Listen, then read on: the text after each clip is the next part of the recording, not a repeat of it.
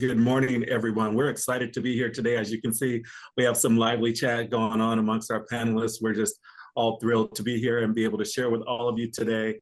Let's go ahead and kick this off. We see there's already almost 300 of you and ready to rock and roll. So we're going to get this going. Good morning. My name is Bryant Campbell. I'm the Director of Equity for the Department of Consumer and Business Services. And first of all, I'd like to honor this event by wishing us all a happy Black History Month. This year's theme for Black History Month is African Americans and labor. And in light of that, we have brought a really dynamic panel of state employees that are African-American, Black and African-American from around the state of Oregon to share with you their experiences. I'm honored today to welcome all of you to the 2025 State of Oregon Black History Month panel presentation. Today's presentation is brought to you by the state of Oregon's Black and African-American equity leaders. I'd like to thank this talented group of visionaries for their time and effort in ensuring what I know will be an enlightening and memorable event. So just a little bit of housekeeping and then we'll kick this off. We're going to let you know that we're not accepting questions from the audience. However, you're welcome to use the chat feature to encourage our panelists and to share some moments of enlightenment. Your comments will be monitored behind the scenes by the one and only Morgan Spencer from Business Oregon. Morgan's going to go ahead and monitor those comments and share the comments and compliments as they come in. Morgan's also going to be communicating to all of us via the chat some rules and accessibility information. So take a look out for that. Our panelists today are from across a cross-section of our staff from across the enterprise, representing different classifications, tenures of service, agencies, departments, and programs. Panel members will be sharing from their own personal experience and life journeys, and we recognize that these types of panels may trigger different emotions and feelings. So we encourage you to please take care of yourselves during and after the presentation. And last, before I hand this off to our moderator, I'm excited to share that the organizing committee is in the process of organizing a one-time statewide Black Employees Employee Resource Group event where we will discuss and demonstrate how to build, organize, support, and activate an agency employee resource group, or ERG as they're well known. So keep your eyes and ears open for the upcoming announcement for the date, time, and location. So now let's get started. I'm gonna go ahead and hand this off to our moderator. Our moderator today is Dr. Bryce Cofield. Bryce is from the Oregon Department of Education. And so Bryce, I'm gonna go ahead and hand it off to you. Yeah, thank you, Brian, and welcome, everyone. It is good to be with you. My name is Bryce Cofield. I use he, him pronouns and have the honor and pleasure at times, more often than not, of serving as the EDI steward and the African American and Black Student Success Coordinator at the Oregon Department of Education. I love what I do. I love the people I get to work with, and I'm excited to share space with other friends, with other colleagues, with other individuals who are doing good work. A few things wanted to note. So as we were preparing for our time together, one of the questions that I posed to the group that I let them know I would share with you all is that, Comms 101 says know your audience, right? When you're sharing a message or a presentation, you want to be conscious of who it is speaking to. And the reality is that with 500 plus people sign up for this event, it is so hard, if not impossible, to tailor a message to such a diverse audience. And so what I challenged ourselves and folks to share is thinking through what are messages perhaps that we need to hear. Right? What are things that we wish perhaps that we would have heard, or things that we need to hear ourselves say, but what are messages that are for ourselves? The second one is, what are perhaps messages for us collectively? And us can be defined expansively. It could be us as Black folks, as African American folks, as folks of African descent. It could be us as folks that work in the larger enterprise across the state. It could be us as a nation, right? The concentric circles can continue to expand. And then perhaps messages that others need to hear, right? So you'll hear perspectives that move in and out of messages that we need to hear, that are for ourselves, that are for us, and are for others.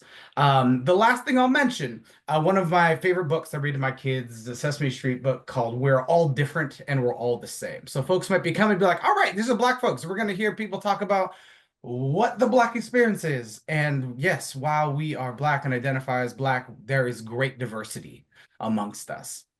there is great diversity amongst us. And so I'm excited to get into some of that. I invited our panelists to be off mic, like perhaps others. I've come from a call and response tradition. And so you're going to hear folks laugh and try to keep this as organic as a conversation as we can. As folks in the chat, you're a part of it too. So reach out. You can, get some snaps. We can't hear you. We can put them in the chat. Words of affirmation are always welcomed. And with that, I am going to give space for folks to introduce themselves. If you would, please share your name, agency, position, tenure with the state, and anything else that you think would provide good, helpful content as folks are making sense of what we're sharing. Let's see, who's first? I see Tabitha. Tabitha, you want to kick us off? Sure. Good morning, everyone. So my name is Tabitha Payton Wood. My pronouns are she, her. I work with the Department of Consumer and Business Services, and my position there is an instructional designer. I'm a learning development specialist, also known as a training specialist. And I have been with the state of Oregon for 1 year and 11 months. It'll be 2 years in April. Thank you. Thank you, Lamont.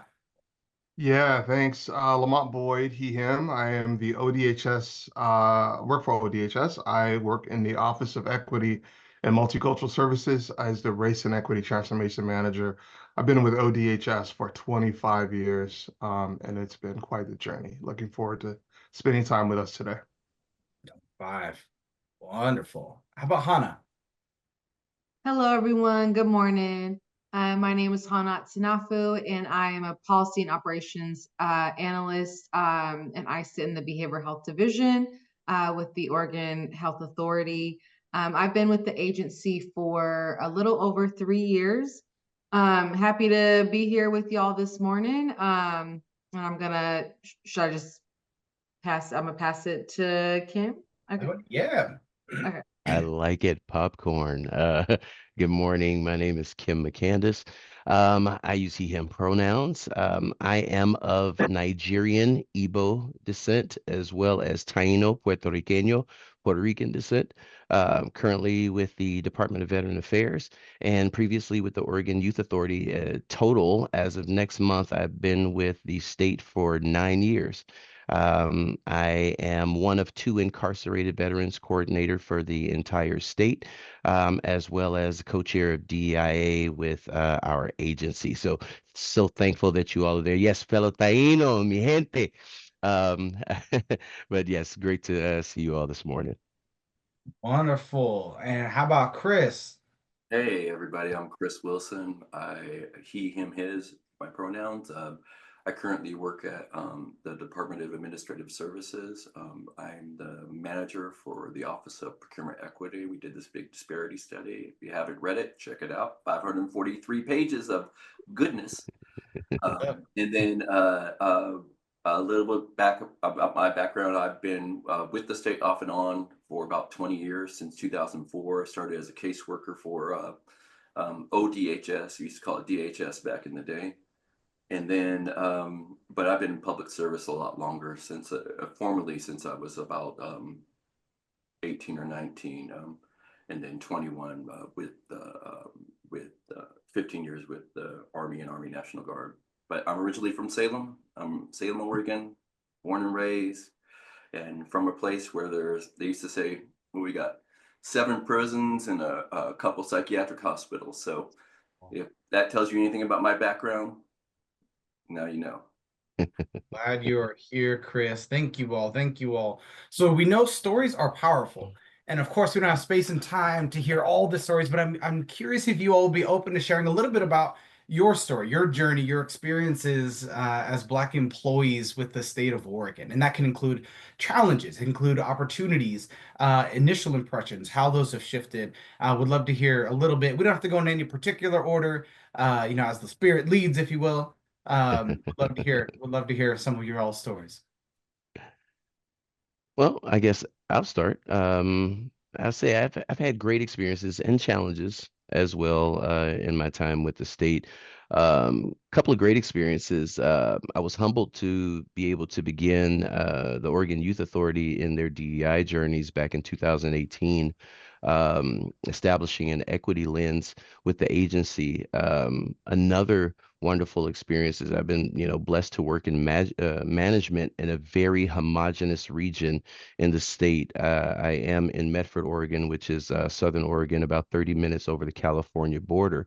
And in that position, and this is the reason why I say it's been a blessing to work in a very homogeneous region in the state, because I've been able to break beliefs and dispel myths and stereotypes of those that have never had true and genuine experiences with people of color.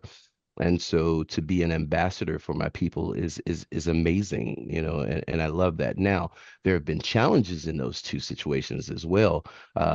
Being one of the ones to break DEI into our agency, I kind of became a target of some individuals' disdain for diversity, equity, and inclusion.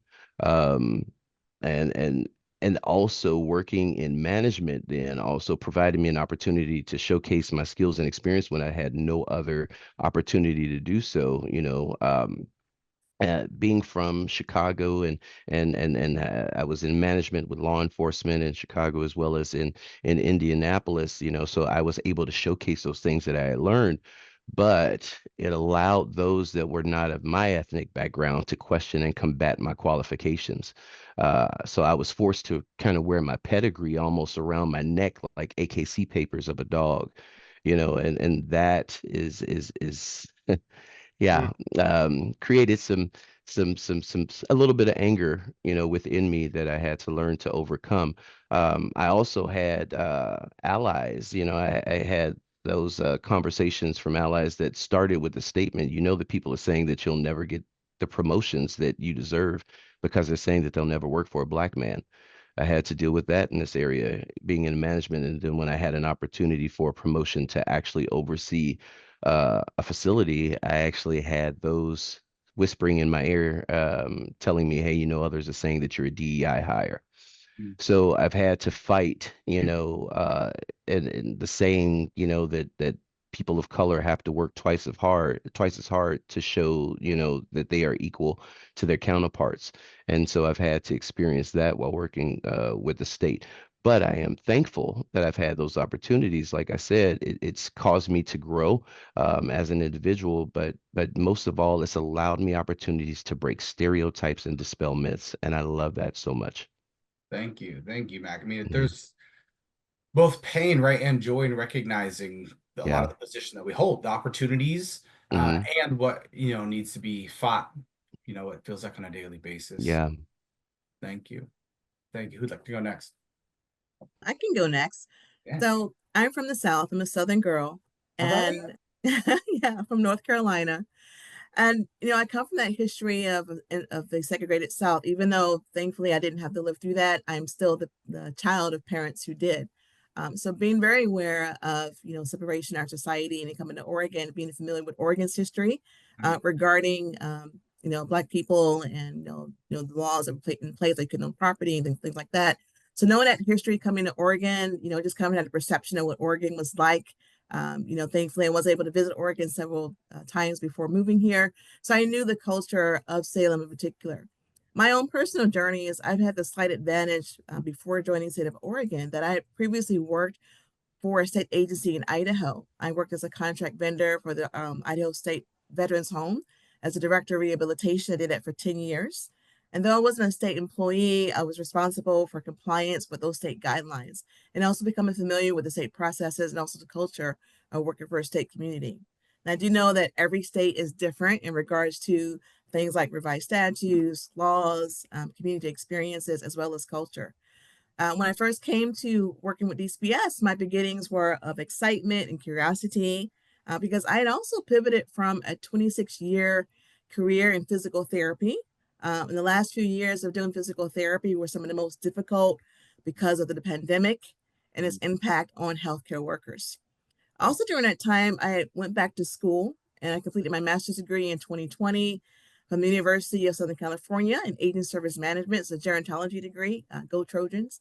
And when I graduated, it was right at the start of the pandemic. So I didn't even get to go to my graduation because as you can remember, all graduations were canceled because the world was in a bit of a pandemic chaos. So when I joined DCPS, I was ready for a change. And I knew it was time to pivot from physical therapy to do something else. But with that excitement, there was also an element of fear. Again, I mentioned about the history of Oregon. I knew, that history was entrenched here. Coming from North Carolina, I was familiar with, even though we were away from segregated laws, people are still people. And so you have those traditions that are passed on from generation to generation as far as the perception of who you are based on the color of your skin. People kind of write a story before they even get to know you. So having that fear of understanding the history of Oregon and coming into a workplace in Oregon, definitely with some fear involved with that. But what I did know is that I knew my talent, my hard work, my experience, my history, my knowledge. I knew that I was comparable to anyone that I was working with because I know me, and I know what I'm capable of, and I know my work culture and my work history, and I know the certain amount of expertise that I hold as an individual. But again, coming to a new area and having that fear that we kind of carry on our backs of like the what ifs, it's always kind of there. And it's and part of the balance of life is not letting that stop me from doing what I want to do. That's right. Thank you for your courage, right? Recognizing that even in the midst of very real fears, your background, your experiences, your talent, right, will carry you through. That's beautiful. That's beautiful. And I guess I'll hop in there. So to, answering your question, sharing my personal journey and experience as a Black employee within the state of Oregon, a little bit about me. Again, my name is Hanat Snafu, and my family immigrated to the States when I was 3, and so we moved to Oregon when I was in grade school and elementary. So I have the experience of going through like the Portland Public Schools. So go Generals. I went to Oregon State University, which is also a predominantly white institute.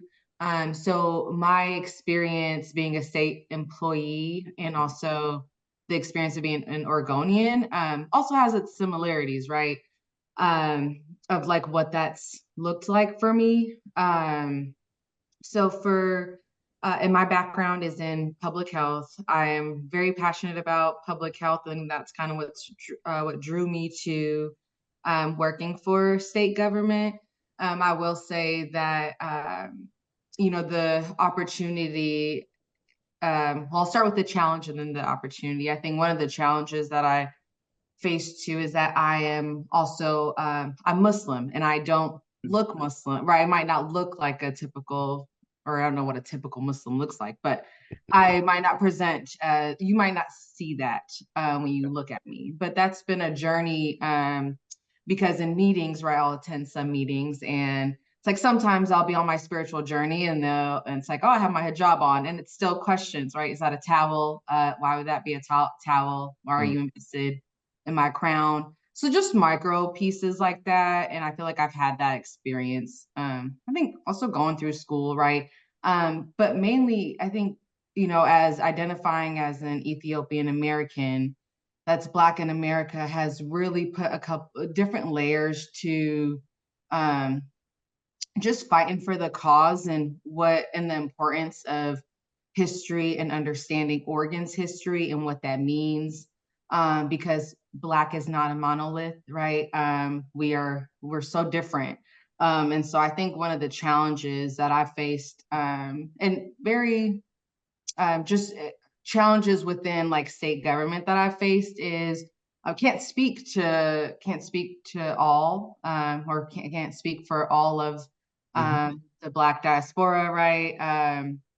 And so that's just, and it's a challenge being in, I've been in spaces where conversations can get dense when, folks have challenges on understanding or addressing colonialism or the history of Oregon and why that's important and how history has influenced the present. And for me, I'm not native to Oregon, but also I consider myself as an Oregonian. And so for me, I grew up in Northeast Portland, so NEP, and I experienced the gentrification where my family moved out to East County. But being at the state level, when we think about policies and we think about health and how to serve, right, prioritize, we have all these complex like scenarios. It's and thinking about my experience of right gentrification, but thinking about history, and I'm thinking about Oregon's history of redlining and gentrification, and also right the Jim Crow laws and all of the post-traumatic slave syndrome. There's so an intergenerational trauma. There's so many layers and pieces that we do need to touch and be honest about and speak to, especially as Oregonians, and speaking on like, how do we prioritize health, or how are we going to make sure that it's, I guess, every voice is shared, but having that human component. So that's been a challenge. The opportunities, though, are also employee resource groups and having connections like this and having spaces to share.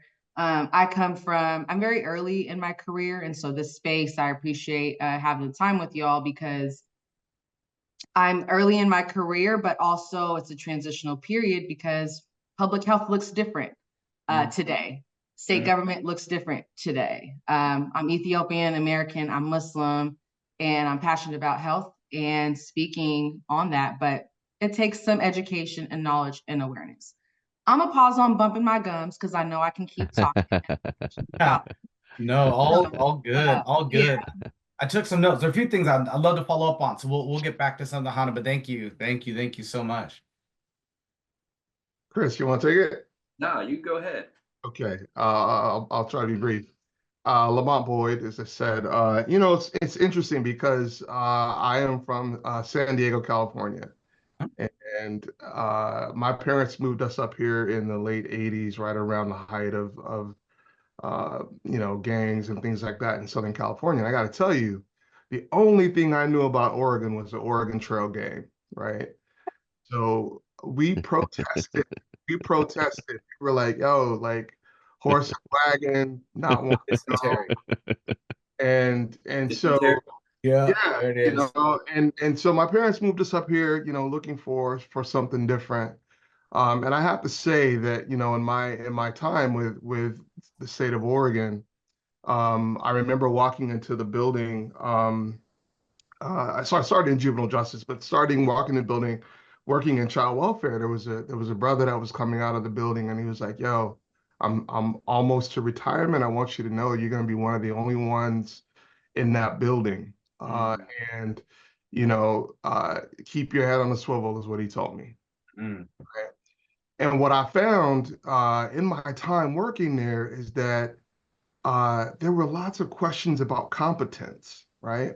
But the other side to that is there were lots of champions and allies for me. In my unit, I was lucky enough to have a manager who was white, but was a champion and an ally for me. So I want to tell you a quick story. I was in court. One of the first times I went to court, there was an attorney, and the attorney, I'm talking to him in the lobby of the court. He turns his back to me as I'm talking to him. True disrespect, right? And I come back to the office and I tell my manager this, and I said, this is what happened. She said, have a seat. She called this man on the phone and told him, you will not treat my folks like this. Come on. And I'm in the room listening to the conversation. And for me, what that told me was, I'm not alone in this, right? I'm still close to this manager today. She's a wonderful person. And then I was lucky enough to move from her to having a Black manager who did the same thing. And so for me, you know, we come from a people of resilience, right? We come from having to navigate these systems that often lead us to feel as though we are not supposed to be where we are. But there's another side of that story. And the other side of that story is how we build out the connection with each other and how we build out the connection to our allies, right? Yes. It's very important to speak truth to power. And when we do that, for me, I've always done that. That's how I was raised. My parents raised me to be like that. I'm gonna say what I gotta say. It may not come out the way I want it to all the time, but I'm gonna say what I want to say, right? And so the last thing as I close is to say that, there's this idea of being brave, and I think we all come from a people that have to be brave, right? We've gone through so much as a people, and so leadership is vitally important as well, right? And so I just think that, at the end of the day, my experience in the 25 years that I've been here, and I know we'll talk more about the trajectory of our careers. In my 25 years of being here, what I can tell you is there are champions out there. That's right.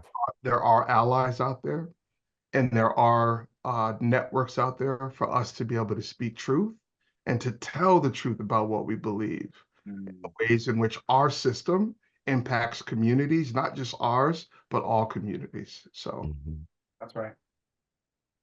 Oh, such a good reminder, right? Of telling the truth and being brave. And like you, I'm excited as we get into thinking about like what conditions perhaps are necessary that allow us to feel brave. Right. Because there's always a risk, right? Speaking up, speaking truth to power, as we know, always comes at a risk. And some of us bear that risk too often. And so inviting others in at the same time is important. Chris, I want to hear your story. Well, lots of stuff, but I just want to, and thank you, Bryce, but lots of stuff, just everyone hearing your stories, and just that moves me. Lamont, that supervisor, that brave thing that person did, that's powerful. And that's what we need our allies, because they don't realize what it takes to do this sometimes, and to speak truth to power it costs. It costs. So a little bit about my background. So I come from a series of 4 families that came up here from different places, mostly the Deep South. So my family's from Texas, the Wilsons. We got the Baileys, the Sampsons, and the Johnsons. None of us lived in Portland except for a few, but they were chased out of there mostly by the police. And then we resided in Marion County, but specifically because of the 7 prisons and the psychiatric hospital. Now, if you read into that a little bit, you'll know when someone gets out of prison, they have to stay close. And that's where we were. And so every time someone says, I hate Salem, or Salem's this or that, it really actually hurts. Because it's just like when you Google a place, you're like, I don't go to that part of the town, or don't do that. And the people that live there, like, they're like, hey, we're people too. Like, don't come see us. You know? So anyway, just learned a dedicated life of public service. My grandfather and my father were both in the military. My family's in the military. I joined the military, then switched over to public service, became a caseworker. I've been a foster parent. I've worked with ODHS and DHS for so many years, doing so many different things, whether it's volunteerism or something like that. In 2006, I was the statewide food drive coordinator. I got to meet my 5th governor. I met several governors, all the governors since Goldsmith. That's when you live in Salem for that long, you're going to meet a governor. So, but yeah, I've always gravitated to public service and the love for public service, and this is why I'm here. But also the experience of just of being in the space. How many times have you been chosen for an interview panel in your organization? Me? All the time, because I get to be the sprinkling of culture or something. And I'm like, yo, I'm just from here. I don't know nothing that you don't know, but cool, I'll be there. And so bring that pepper and amongst a lot of salt. I'll put some pepper and cayenne and all this stuff, but, and I don't know if I can make a better decision than you, but I'll try. But it's also afforded me with lots of opportunity. So the fact is that I worked at the Oregon Health Plan branch during one of its very first process improvement things, where we changed the application process from 30 days to 1 day. I got to be thrown into Six Sigma and Lean and all this stuff 20 some odd years ago, where everyone's, talking about it novel sometimes now. I'm just like, yo, we've been trying to do this in state government for a while. Mm-hmm. And then so much other stuff. I was part of the the Oregon State Hospital transformation process, where I got to be on the ground floor, building and designing the new hospital with lots of other folks, and then planning for the Junction City location. Mm-hmm. To know all those histories, to understand Oregon's history, its unique history, and how it works with its citizens, especially when they're socially vulnerable. Mm-hmm. That is what I learned there. But also, I led two large diversity, equity, and inclusion initiatives for the state. One had to do with mental health and involved Senator Gordley from the Portland area. It had to do with her son being at the Oregon State Hospital. I believe that there's actually a foundation in Portland now based on Senator Gordley and her son. Mm-hmm. But the culturally appropriate mental health and public health initiative that I helped run, but it was really frustrating. Mm-hmm. The second one was another one at ODHS. They first called it cultural competency initiatives. We tried to get it to leveraging differences, because we really were trying to get to the words and what they mean and getting to it. But it was another one that was really difficult, but that involved also the support of Senator Winters and Senator Carter. And it had to do with a lot of transformation at those agencies before OHA even came around. Mm-hmm. And now I've been able to really work on economic disparities in the state, working at DAS and working through the disparity study, but really looking at these next steps, what we're going to do next. And we have an opportunity to really change economic outcomes for not only for Black, Brown, veteran, women, but everybody, the socially disparate, the folks that when you go to other parts of Oregon, especially out of the valley, when you go east, you will see more faces like ours. Really, you do. Plus, you will see some folks that are just socially disparaged, and you'll see even more allies. I find more allies out there than I do here or east, especially, and I'm going to say it, and y'all can disagree with me, especially in Portland. And this is what I'll say, just a person not from Portland, but interacting. I know Northeast Portland, but in a different way. Just to say, I got relatives and cousins up there, and I'm gonna leave it at that. But there's so much love and care out in the rest of Oregon, and a lot of us are looking to the media to tell us, or the data, Google to tell us where not to go and where to go. Yeah. They found, just go there, go meet some people, go eat the meatloaf at the diner, because that's what I do. Go do that. Like, there's more seasoning out there than there is. I'll say. Some people might disagree. Although, That's all I got. And I heard other folks say this. There are good folks everywhere. And I believe this not only because I want to believe it, and somebody's like, I need to believe that there are good people everywhere, but my lived experiences have told me that. I'm originally from Los Angeles, born and raised on there, moved up here in 2017 to Newburgh, Oregon, which is about 45 minutes southwest. So it's interesting, depending on where I'm at, I tell folks, I moved up from LA to Newburgh, and there's usually like this face like, Newburgh, where, what? Or there's this like, oh, Newburgh. And Newburgh was in the news a few years back for some intense stuff. And what I will say is that, to your point, Chris, some of the deepest feeling and loving folks I've ever experienced in my life were in Newburgh. We're in a history of individuals that show up with and for one another. When we talked earlier about risks, absolutely. I remember literally standing arm in arm next to individuals, pushing back against powers of dominance that were doing harm to kids, right, and community members. And so absolutely, they're good people. Some of them are here on this webinar, and I'm grateful, right, for people who show up in this way. Earlier, there was I think Chris, you mentioned unpacking words, right, and the meanings, knowing like what are some of the meanings behind these words.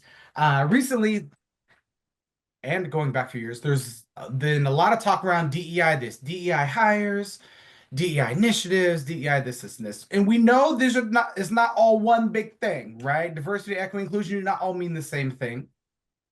And so I'm curious about inclusion because a number of y'all talked about some of your experiences. And so I would love to hear from your all's perspective, what inclusion work has looked like or felt like. A number of state agencies, of course, are developing more action plans around DEI. And so would love to hear more about your experiences around inclusion. And are there perhaps specific policies or practices that led to or supporting more inclusion, or perhaps were barriers or hindrances to actually being included in the agency that you're at? Hopefully the question makes sense. Can I say this? And in response to that, and also what Chris said a little earlier, I think that there is not a true understanding of what diversity, equity, and inclusion is in this country, period. That's first of all. But I believe that in specific or certain agencies in our enterprise, they see inclusion as tokenism, or they believe that inclusion is tokenism. And when Chris made the statement about, being on different hiring panels, I mean, in my portion of the state, I'm like, I was one of, and I say was because there's been, some interchanging, folks leaving, folks coming back, but I was about one of 7 state employees, that were Black in our area, one of 7. I mean, in comparison to just think about it in other portions of the state. And at the facility that I worked at, I was one of 2. At one point, it was 3, then it was 2 again, then it was 3 again, then it was 1, and I was 1 for years, and then another came. So we became kind of the voice for Black America, for the entire Black diaspora, and so every last hiring panel up, okay, we know who's going to be on the hiring panel because it's the Black voice, even other agencies. And I believe someone had put in the chat that they were invited by other agencies because they had so little diversity in that agency to go and help with their interview panels. Now, I will say that when it's done properly, if the word inclusion is truly understood, or the term, I won't say the word, but if the term is truly understood, then it's about voices being at the table and being heard, not just being at the table. You can always give me a chair at the table, but if no one pays attention to me while I'm at the table, then do I really have a voice? So being able to be instrumental in change. I will say that I've been a part of a number of work groups, and I'm so thankful for that because there have been policy changes. And when I was talking about being instrumental in the creation of an equity lens for the Youth Authority, that was amazing. But being able to actually go around the entire state, we spoke to every last employee with that agency, every last one. And we facilitated listening forums and just being able to hear the voices, but not just hear them. When we took notes and gathered the themes, we took it back to the executive leadership of the agency, and they made immediate changes. I give them kudos for that. And when I say immediate, I mean immediate. Within a couple of months, there were policy changes left and right going out, in emails for us to approve or disapprove or give our feedback. And by us, I mean everyone in the agency. That's true inclusion.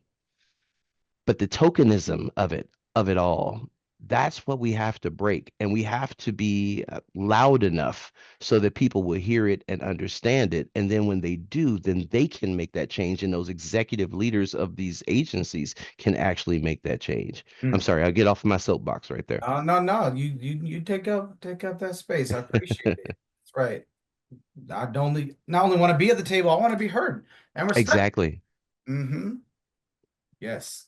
Hey, do you mind if I go next? Because this is my topic. I love it. I love this. This is my topic because I tried. So all right, someone get the timers. Get that timer. Get the timer. I'm gonna shut up. All right. So this is what I focus on is kind of like the source of the word diversity. And I focus on these terms, especially because a lot of the work we do delves into the legal realm. And we struggle with a common term, diversity, or a common definition. And so I've done this all the time through my career with the state, and really I asked them to really look at why we're using that word diversity. What are we trying to mean by it? Why don't we say what we mean? And so, I've been asking everyone to say what they mean, because and as a former teacher, I look at like, what's the, and I can't say this word because, you know, it's not my word either. Etymology. That's it, right? Yeah, etymology, yes. All right, of the word, and it goes into like this French, and it means like turn different ways. And I think like people hear language in their kind of their cultural roots. If we're trying to redefine something for someone that believes something in their cultural roots, we are crashing into something, and we keep redefining it. And then the courts keep saying, don't do that, or we can't accept that, or we don't understand what you're saying. So what I've had my team do is really, we've kind of designed a program that travels through all that turbulence, focuses on equity, inclusion, says the things that we want to say. Like, one thing that I don't like being called BIPOC, but when I'm in Portland, people like to call me BIPOC. I'm Black. I got some slave African descendants, and then I got some Eastern European or Western European descendants, but I'm not BIPOC. I don't have indigenous in me, or being, at least according to 23andMe. So that's what I'm saying. Like, why are we using these acronyms? And I remember Trisha Tillman, when she first came to ODHS as the head of like the cultural public health, and I think some of her work, and she was really frustrated too, because the first thing she says, why do y'all use so many acronyms? That is not inclusive. So every time we use an acronym, every time we say DEI or DEIB or BIPOC or something, we are not being inclusive. Every time, and we even get dinged on this, especially in healthcare, because they come in, like, the patients don't understand what kind of treatment you're about to give them. So undo your acronyms.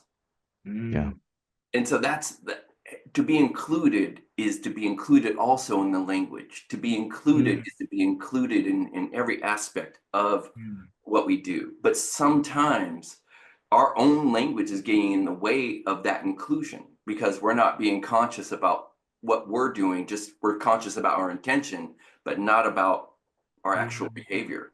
And Good so, point, Chris. it's something that I think about all the time, but I know our team specifically has removed a lot of those terms. We say what we mean, and we're also trying to navigate through the future of that case law, because I can yell from Oregon all I want, but I'm a member of 1% of the United States population.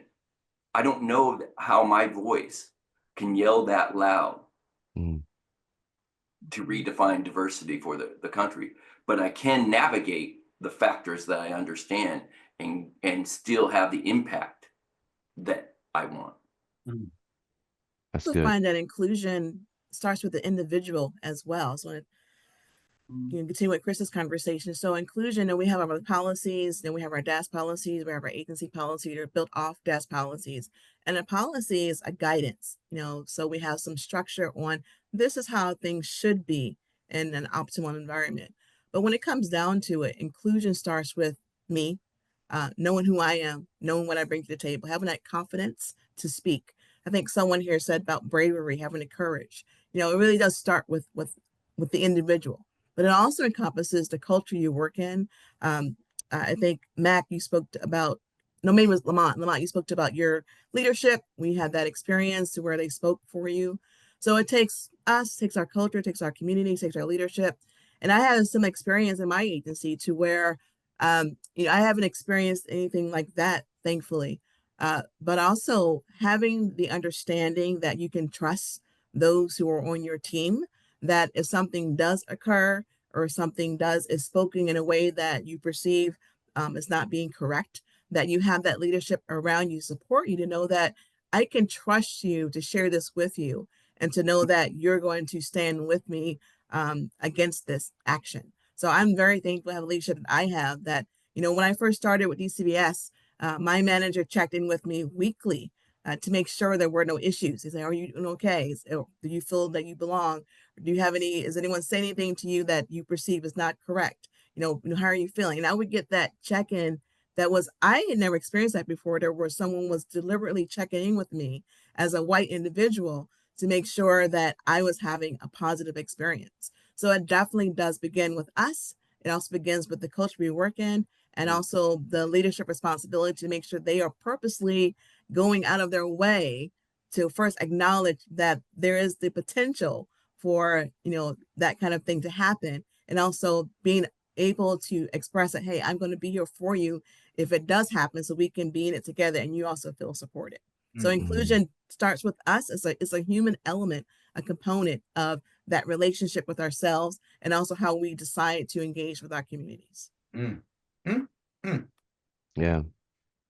I 100% agree. And one cool thing that I was able to not be a part of, but we received a survey. So I work at Oregon Health Authority. And so one thing that teams have, and I might, butcher the name of the initiative, but essentially we did receive surveys for like employee professional development to be able to kind of track and see amongst, which employees are being offered professional development opportunities or where those barriers are. And I think it really does support kind of the workforce and being inclusive in that sense of kind of sharing our experiences. That's one thing that came to mind. And I 100% echo what y'all have shared as far as like the jargon, right? The terminology, BIPOC. Sometimes we could be doing more harm by, putting labels or trying to do good, but you're kind of putting this all together, and that's not, because sometimes the POC doesn't support me, and you can't tell me that I'm all one. So that's just like my experience. But I will say that, surveys for like employee professional development and also inclusiveness within like the ERG. I want to just shout out, I guess, our Black African American ERG, because the inclusive part of like, we have leadership folks on there that do push for our leadership to speak with ERGs. So that's been a positive and some inclusive work. So, yeah. Yeah, I would agree. And I think at the end of the day, one of the things that I tend to think about is the idea of, we can be included, but I think what we really want to feel is that we belong, right? Inclusivity is one thing. It's like, hey, come be on this interview panel. You're included, but do you feel as though you belong? That's what's most important. And I think at ODHS, we've done a wonderful job of talking about belonging in a way of trying to really build a culture where people feel as though they belong, right? We have, we have a RISE culture change initiative that talks about safety, well-being, and belonging. If you don't feel like you belong, you're not going to have a good well-being when you show up to do the work every day. In addition to that, like my team and I, we talk all the time about the intersections that we all hold.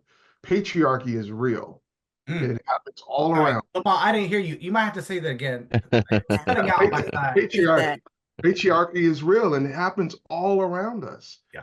And if we're not aware of the intersections that we all hold, how do we then build an opportunity of belonging for everybody, right? We talked about allies, we talked about champions, but we all have these deep rooted intersections that we bring to work every day. And Tabitha, I appreciate what you said about the relationship that we have with ourselves, because at the end of the day, without feeling as though you belong, it eats away at your soul each and every day you show up to work. Yeah. Right? Yes. Eats away at you. And so I love the concept of diversity, equity, inclusion, but most importantly, it's about belonging. So that's what I would close with. That's so good. That's so good. There's so many things I'll say about that. Belonging, 100%. I would also add, like, I want to feel empowered. Like, I want to belong and I want to feel empowered. Because I've been in spaces where, yes, I'm included. Like, I got my homies, we belong, we're doing things. And then I like look up and it's like, wow, there are a lot of people who are making decisions for me on my behalf that will have direct impact on my life chances. And I want to feel empowered, right, to be able to speak into that. Yeah. Can I throw this? Can I throw this in there really quick before you jump in, Chris? I I feel as though it would be an issue if this is not mentioned, and this is tapping back into the belonging. Um, as having worked in management, in the state agency, when there is no belonging, there also is agency jumping. Mm. So I want to make sure that if there are those that are executives, or executive level leadership that are a part of this webinar as well, that they are hearing this, that if there is no feeling of belonging, don't expect to have that person that you value in your agency for long. They will go to a place where they feel as though they belong. And the moment that they feel that belonging, that's where they'll stay. 100%. Yes. Sorry. And it's communal, right? It's 100%. communal. It's like, not only am I going to stay, I'm bringing my friends, Exactly. my family, my homies. So absolutely. And those from the agency that I left, I'm corralling. I'm Oh. like, come on. Yeah. Yes. One of my favorite illustrations, I learned in grad school. I should probably figure out who it is so I can cite it.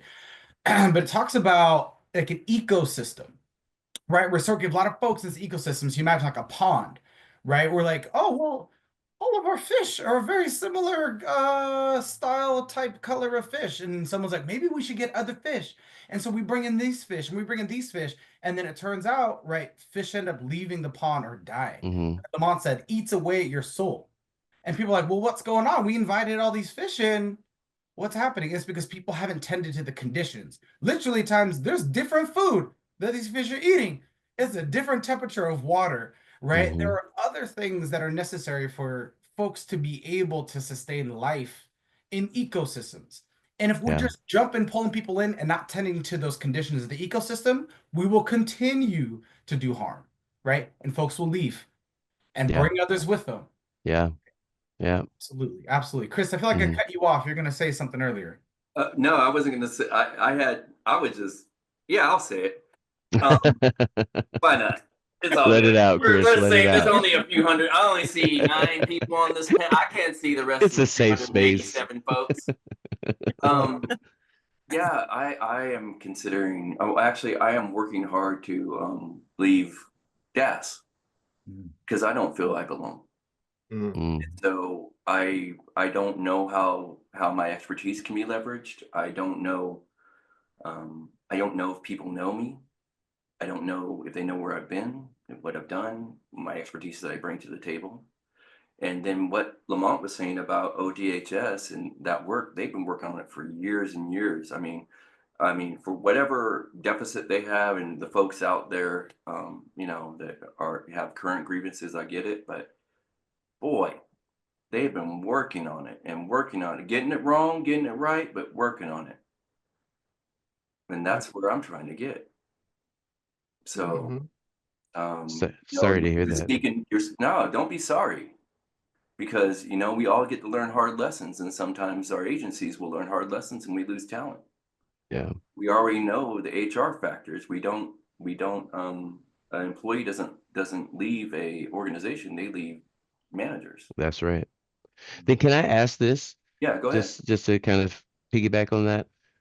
How do we foster inclusion in our belonging in our agencies so that we don't have to deal with that? And it shouldn't be our job to foster it, to be honest. But still, how can we, foster that? How can we help others in our management foster that and nurture it so that they don't lose good workers? I mean, Chris, you're an amazing guy, and I'm gonna be honest. If I was your supervisor, I'd kick myself in the rear right now if I knew that, that I could possibly lose you. But then if I was a manager in the other agency, I'm like, oh, thank you all for not making him feel like he belonged. Come on over here with me. I'll take care of you. How do we help? And how can we be vocal, in such a way that we'll be heard? Speak to that. What y'all doing? So my position at DCPS is I'm the agency trainer.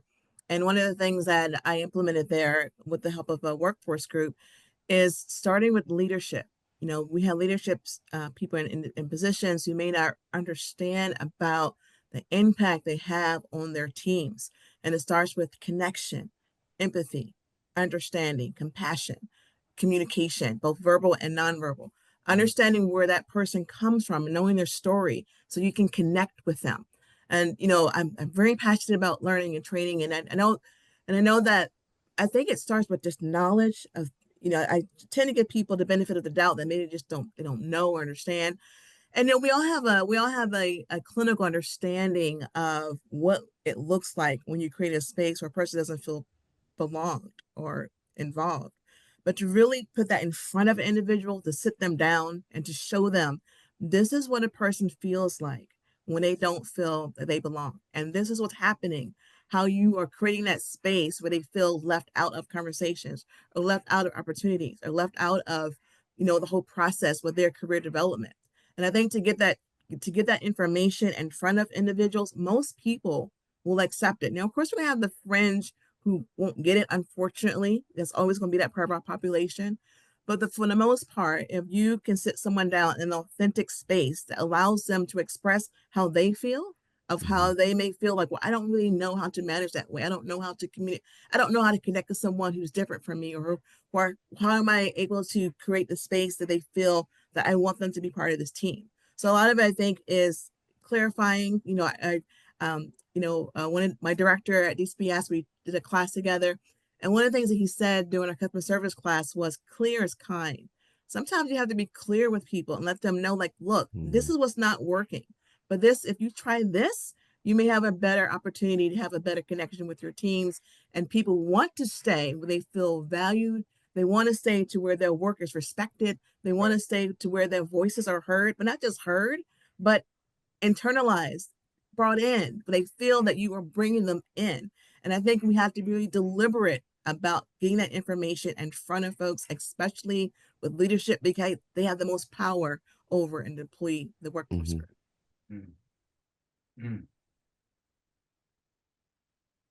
Knowledge is power. Knowledge is it really is. And just hearing y'all, I think I would just add, in my experience, I'm still seeking these, still seeking, right, of what tools or what can we use to be more inclusive and making sure that I like the point of folks don't leave agencies, they leave managers, right? And as a person that, I have my master's, but it was so difficult to get into state government work or to get a position within my degree. And I worked in different settings in fields, and it wasn't until like years post grad school that I finally had the opportunity to get into government work. So I really do think that down to like leadership, clarity, being honest, and then having a pipeline of like workforce, because it's one thing to finally get into the system, but then it's also another thing to have the opportunity to grow, professional development, right? And I do think that inclusion part, or even professional development part, it takes great leaders that are just open. And I've been fortunate to to work with a few, but that's one feedback in my experience where it's like, I think it's needed, which is how to grow professional development, because sometimes state can be siloed, and opportunity looks different for everyone.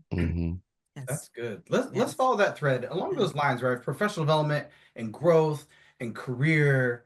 I'd be curious to hear from you all, who are folks, or what are experiences that have helped you along your journeys, navigating careers in state government, and perhaps how should the state support Black professionals that are navigating careers in state government?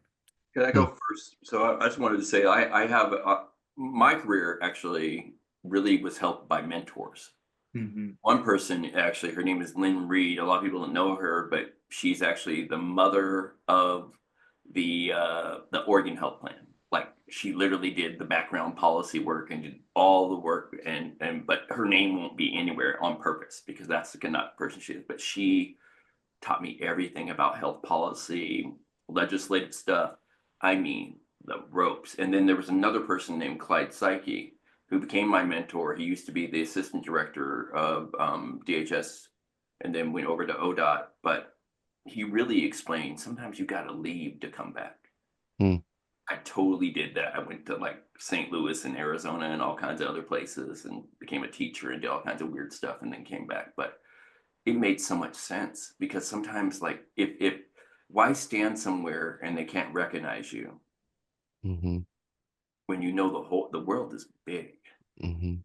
And we do that out of I don't have a lot of financial fear, and so I know like I gotta pay my bills, I gotta do it, got kids, all that. Now those are real stuff, but it just really like the world is big, and so sometimes like you got to go and like a friend that I had, she always says you the grass grows where you water it, that green grass or whatever. I Mm-hmm. butcher acronyms, you'll learn that or whatever they are, acronyms, analogies. But yeah, it just like you really got to think through your career, and sometimes you can't wait for other folks to come and help you. You got to go where other folks are trying to help you, and sometimes that's not even in Oregon, or it's not necessarily in the valley or around us. Sometimes you got to go way out and then come back in. Mm-hmm. For me, it was my brother's. My brother works at DCBS and has been there for over 10 years. And when I was working in the private sector in healthcare, when I knew it was time for me to make a change in my career, he was very impactful in telling me about state service. I mentioned earlier that I had worked for a state contract, but wasn't a state employee. So I had some minimal understanding of the state process, but he was really pivotal in helping me understand how state works, with the resume and, just all the great advice he gave me. And still, he's my big brother. So I'm always, following in his footsteps. That's just big brother, little sister relationship. That's part of life. But, after my brother, when I joined the agency, I met Veronica Murray, who worked in the director's office at that time. She was very pivotal with giving me some advice about state work and her experience. Of course, we all know Bryant Campbell, also beneficial to me as well. And also my manager, the manager in employee services, Robert Newton. He's a professional recruiter. And so just having that insight and kind of having that kind of in-lane information is so important to be navigating spaces that you don't see a lot of us in, to have that person who can guide you, who's already been there and done that. And they can just show you the shortcuts, or at least the pathway that you can go to get to where you want to go. Mm. One of the things for me that I think about is this idea that people often conflate management with leadership. Mm. Yes. Yes. And so, I think leadership is vitally important, and especially when you think about one of the things we're working with our HR department is beginning to have these conversations about what culturally responsive leadership looks like, right? Because leaders don't force people to follow them; they invite them on a journey, right? And management is all about the technical part of the work. So there's a difference between the two. And I think what is most important when you talk about mentors and people like, I've had a mentor since long before I started working at ODHS when I was working in juvenile justice. And this brother told me things that I didn't want to hear at the time. Then when I got into ODHS and I got into management, I had a district manager, Rolanda Garcia, who I love deeply, who I'm gonna tell y'all, man, like would sit me down and have some real hard conversations with me. And one of the things that I'll share that she told me once was that, and this may be hard for some folks to hear, but what she said was, listen, everything is not always about race. And this is a woman of color. She's like, everything is not always about race. Sometimes it's about fear. Sometimes it's about change. Sometimes it's about our own internal struggles that we have. And as a leader, I got to tell you, that changed my trajectory in terms of the way that I lead my folks. Right? Sure. And within ODHS, we have our Black Employee Support Team. We have our African American Management Council. And so we have we've made a concerted effort to look at the trajectory of Black employees within this agency, while also focusing on everything is not always about race. It goes back to the fact that there are intersections that we all hold. There are things that we are scared about. And one of the things that I know is we cannot be afraid to lean in to have hard conversations. And when we do that, it supports our trajectory in terms of where we want to go with our career. I think at the end of the day, we need more leaders than managers. And Yeah. Yes. can't complete that. 100%. Yes, Yeah, absolutely. I agree with that. I had, and staying on the mentors side, if it wasn't for mentors, probably would not have been any progression in my career since I've been with the state. I had, and this is to Lamont's point as well. I had a leader who was not a manager to step up, and I had the exact same situation to happen to me that what you just told, but it was from a white woman to say to me, understand that not everything is about race. A lot of it is, but not everything is what she said. And she was migrant into this country. So she, came from a different culture. So her seeing it kind of from the outside looking in, and I'll shout her out. She's one of the most amazing women ever, Dr. Blurta Isaac. I'm so thankful for her. However, when I switched agencies, I had, or actually even before I switched agencies, the deputy director of the last agency, she became the director of the agency that I'm with now. She did the exact same thing. She sit me down and have some of those hard conversations. A black woman that understands what it's like to have to fight to get through the ranks, to break ceilings, and to get through. And so I'm thankful for Dr. Nakia Daniels. She spoke out, and would always check in and send me a text message or an email here or there, just say, hey, how you doing? Okay, what advice can I give you? Is there anything I can help you out with? And right now, my supervisor right now, she is amazing. She's an ally, Sharon Blasey, and I'm thankful for her as well because she checks in with me weekly. But not only that, she's serious about, succession planning, and she's serious about, growing your career. Now, I'm at a point, and I mean, 50 years old, and I'm closer to retirement than I am to the beginning of my career, but and I'm not that ambitious right now because I'm like, hey, I'm good. I love the job that I do, and I kind of want to stick with this because the population I work with is amazing. But she's still constantly, talking to us about the next step. And I'm so thankful for her. So yeah, mentorship, but mentorship from leaders, as Lamont said. I don't need any more supervisors. I don't need any more managers, but I do need more leaders. Yep. Yeah. I hear that. Mhm. One thing, Mac, I want to echo and elevate, and this harkens Mhm. back to something Lamont said earlier around the patriarchy being real. Mhm. Katrina Johnson in the chat. There's a lot there, and some things that are inspiring and deeply painful. But the last two words in Katrina's comment are black women. And you said this, you Mhm. talked about this black woman. I don't think it can be overstated the role that black women have played, I agree. broadly speaking. And in my experience, both in ODE and personally and in education, I think it's important to recognize and affirm and elevate the work that Black women have done. Mhm.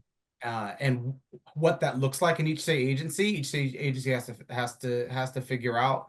But I feel strongly that as we think about what building spaces that allow for success for Black folks, it increases chances of life when there Mhm. are things that are actively trying to tear us down.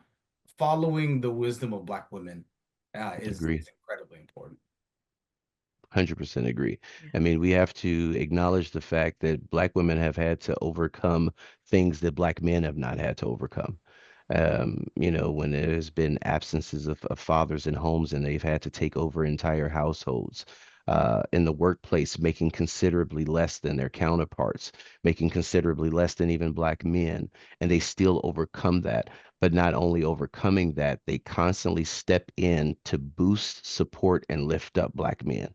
And we cannot overlook that. So I'm in 100% agreement with you on that, Dr. Bryce. I think that it's amazing that Black women, that they have gone through so much. It's taught them so much. They've learned from it and they continue to pass it on. So I'm thankful. And hopefully folks can see the love in the chat. Good. Show all the love.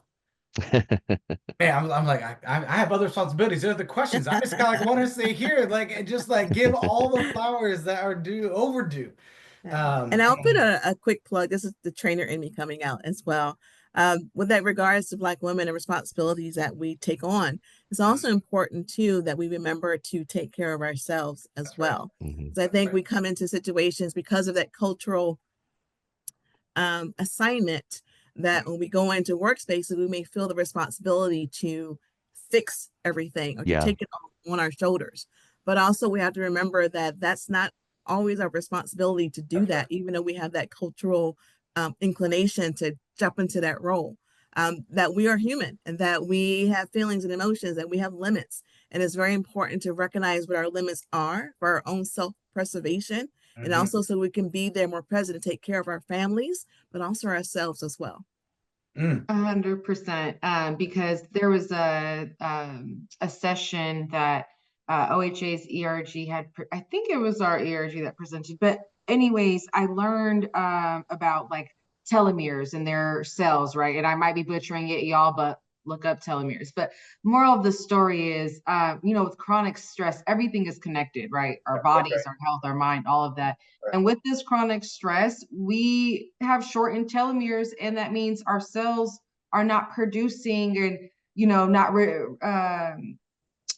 rebranding itself as compared to maybe our other counterparts, right? And so all that to say, it adds to the chronic health and it adds to the chronic stress. And so it is important to take care of self. And thank you so much, Tabitha, for bringing that piece. Because, earlier I had shared all the different, my identities where I'm like, okay, I'm Ethiopian, I'm an immigrant, but I'm also Black and I'm also Muslim. So like in meetings, I'll go in, I'm like, yeah, I'm going to have to say something because I know I'm an immigrant, but I'm going to speak up and I'm going to call out. Yeah, I'm going to call things out, or I'm going to, anyways, I say all that to say it is kind of hard to be like, oh, I gotta say something, or I gotta fight this fight because I'm a part of this, but can't do it all. So, and we don't want the chronic illness or just chronic resilience. It's fatigue, period. So, yeah. And Hannah, my graduate is in gerontology, and you're spot on. Telomeres is the correct word. Okay, good. So there are some positives, in state government, right? With some, resources or opportunities of learning like that, but it also takes, leadership and open hearts. Yes, of course. And no one is exempt, right? Like it's not enough to say, all right, well, we need white folks to be allies and chambers, Black men, we need to be conscious, right? As long as we're talking about labor in Black History Month, of all of the additional free unpaid labor, right? That are Black women, Black queer folks, right? The multiple intersecting identities that are present or having to hold in moments, right? And the folks like us that perhaps hold more privilege in other spaces need to step up. Oh, such good. We only have 14 minutes left. That's wild. Wild. Okay, so I have two other questions that I really want to get to. One, so there's folks like Tabitha, Tabitha, you're coming up on the end of your second year in state government. That is amazing. You have folks like Lamont who've been here for 25 years. So I'm curious for folks who are early on in their careers. What would be some advice you would give to young Black professionals in navigating and surviving or thriving in state government? And if you want to, you could also have like, what does it look like to do that in a way that maintains, right, a sense of authenticity and maintaining cultural identity? Because too often, right, I know I feel like I have to at times be less of who I am to become more of who we are as state employees, and that's hard and painful and feels dehumanizing. So that would be my question. What advice would you give to folks?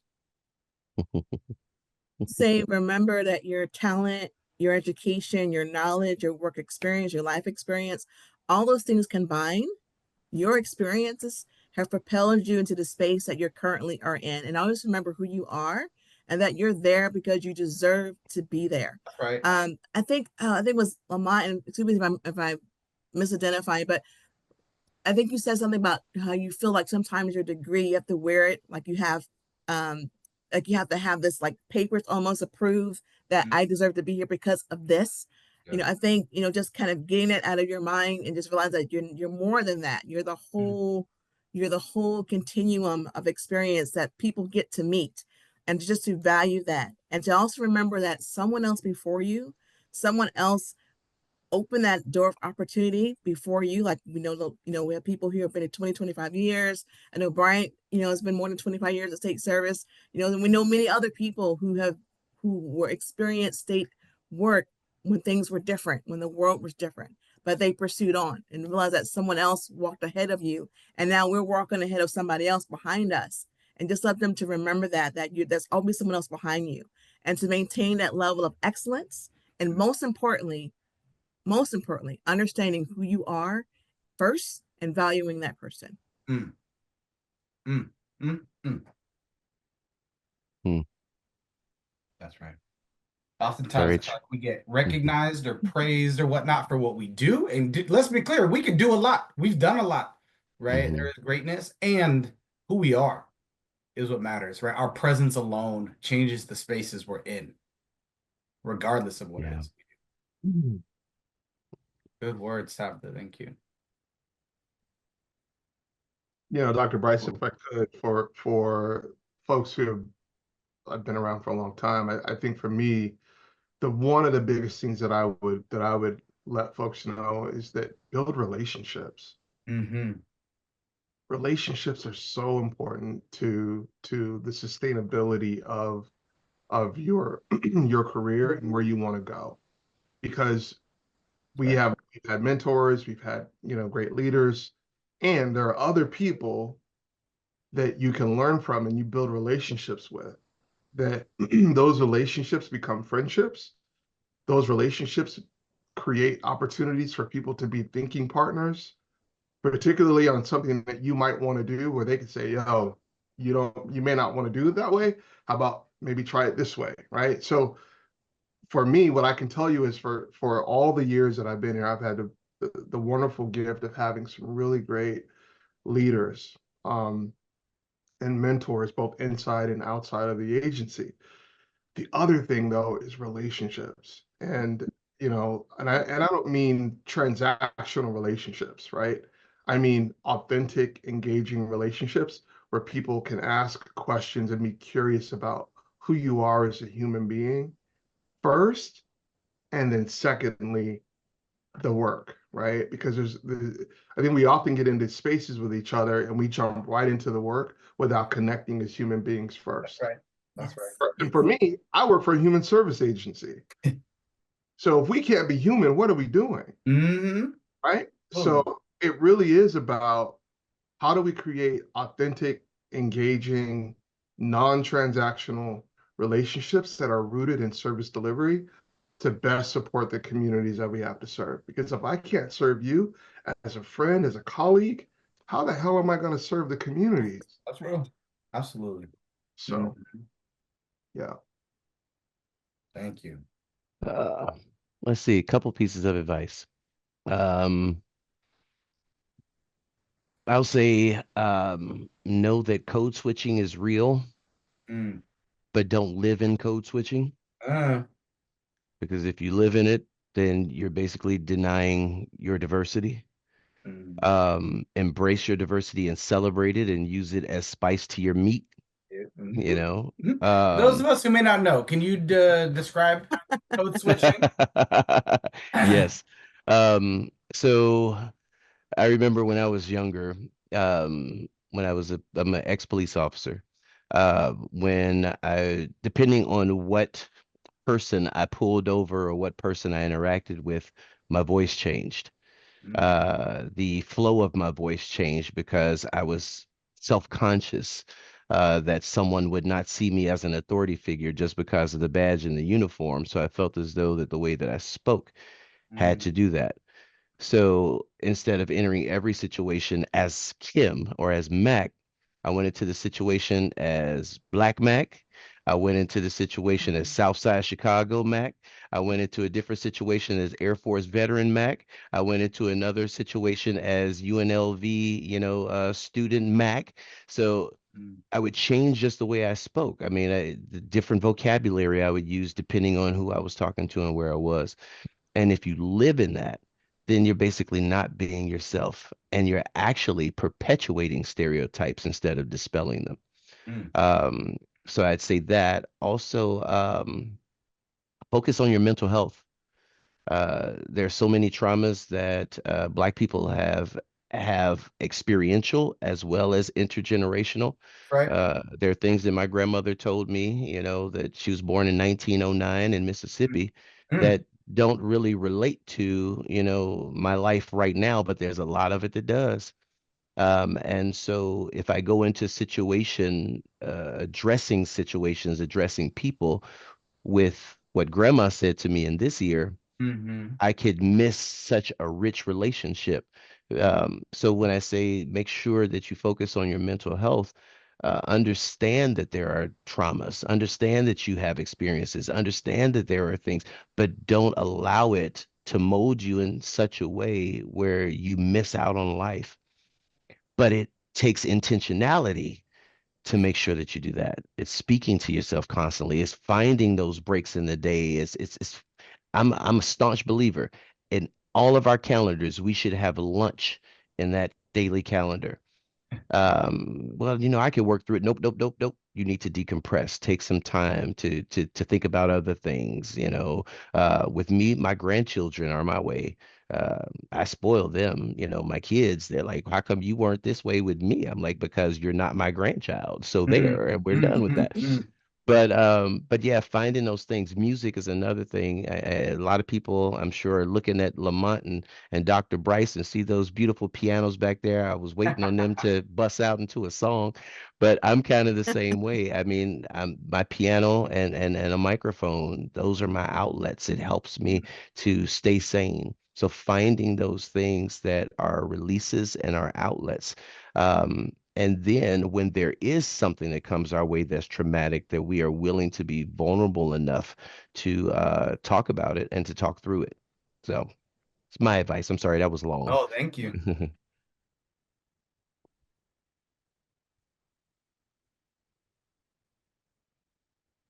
All the advice has been given.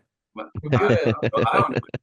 Yes, they've all said the things, and only invite, be yourself, do everything there. When you have to do everything you can to be yourself, but you got to get out of your comfort zone. I would say, and especially in Oregon, if you're staying in the Willamette Valley, you're not experiencing Oregon, you're experiencing the Willamette Valley. If you're staying in Portland, especially, you're experiencing the Portland area. And then there's several different types of Portland. I say go out to the east side. So just get out there, get out of your comfort zone, and be safe, but just know that it's not going to be as scary as it points out. There's going to be lots of cool folks out there. One thing that Chris, you've encouraged me to explore the southern parts of Oregon, and Kim as well, because you're on down southern Oregon. But I say all that to say I'm gonna rep NEP in Portland all the way, but I also 100% understand that there is kin folks everywhere across Oregon, and I shouldn't be afraid to travel a bit on the south side of I-5 or maybe east of 84 and hit up the east side as well. So I appreciate y'all. I just wanted to one pointer. There was as far as like advice to just share. I had attended a band book event. So that's my only advice, is to check out the banned and challenged book list. And keep reading. I think education is powerful, and that's how we learn about each other. So check out those books. So good. So good. Well, we are coming up on time. I'm deeply grateful for you all and your words and your wisdom. There's a brilliant author named Andrea Levy that I wanted to end with, who says there are some words that once spoken will split the world in two. There would be the life before you breathe them, and then the altered life after they'd been said. They take a long time to find words like that. They make you hesitate. Choose with care. And so I say thank you for the care with which you all have chosen your words, the life that is now altered after your words being spoken. So deep, deep gratitude for your courage and your bravery and your wisdom. Thank you. Thank you. With that, I'll turn it back over to Brant, who will close us out. Can I ask a quick question as well? Is it possible to share my email address with those that are a part of this? Because I have received actually a couple of texts while I was sitting here of people that have wanted to further discussion and mentorship. Is it possible to share the email address in the chat with them? I'm going to share it to Brant. Yeah, I think we can do that. We also have some other opportunities to be able to share more of this and content. And again, so yes, we'll make sure that those who need information get information. I want to quickly, thank you. I am like really full. I want to thank all of you from like the deepest depths of me. Like this feels so right and so good. And you are all the right people at the right time. And I'm honored to be in your presence. I'm honored to hear your stories and your voices. There's so many themes here today about diversity and resilience, braveness, the vulnerability in this space to just be who you are and to speak your truth. Recognizing that we're not a monolith, like that came out at the beginning and was demonstrated throughout this entire presentation. I want to thank this panel from the bottom of my heart. I want to thank you, Dr. Bryce, for being here and moderating this. Morgan from Business Oregon for handling that chat like nobody's business behind the scenes, from my own assistant, Ramona Bias, from the organizing committee who continue to meet and come together and pull this thing together the way that we did. This has been wonderful. I think our action for today is like, be brave, be yourself, be brave. For managers, see us for who we are, get to know who we are. Like, you don't know who we are unless you really actively take up at the opportunity to get to know those who work for you as you would any other person. Talk with folks and recognize that we're all different. We come from different places. We have different needs. And I also want to take a moment to thank the directors of each of these agencies that are represented here. My own director, Andrew Stoffy, so many, Dr. Williams, Fairboris, Dr. Daniels, Sajal Havith, and just, so many that are here. It's very special thank you to Director Barry Leslie, who last year when this became like the first little brainchild and we pitched it to her for the first panel event, she without a doubt didn't miss a beat and supported us through the Office of Cultural Change, our cultural change partners, and all of our DEI partners, Black and non-Black around the state, who have supported us and who have circulated it and have brought over 500 registrants to this panel today to hear the voices of your Black colleagues from around the state. I am honored. I am honored to be in this space with all of you, and I look forward to our ERG event. I know it's going to be phenomenal. We're going to make sure that there's a good time that's had by all. Please stay on the lookout for our messaging around that. And I just want to thank you. It's 11:31. I'll let you all get back to your prospective workplaces. But again, thank you to this wonderful panel. We look forward to seeing all of you again, and we look forward to the Black ERG later on this year. And again, have a great day, folks.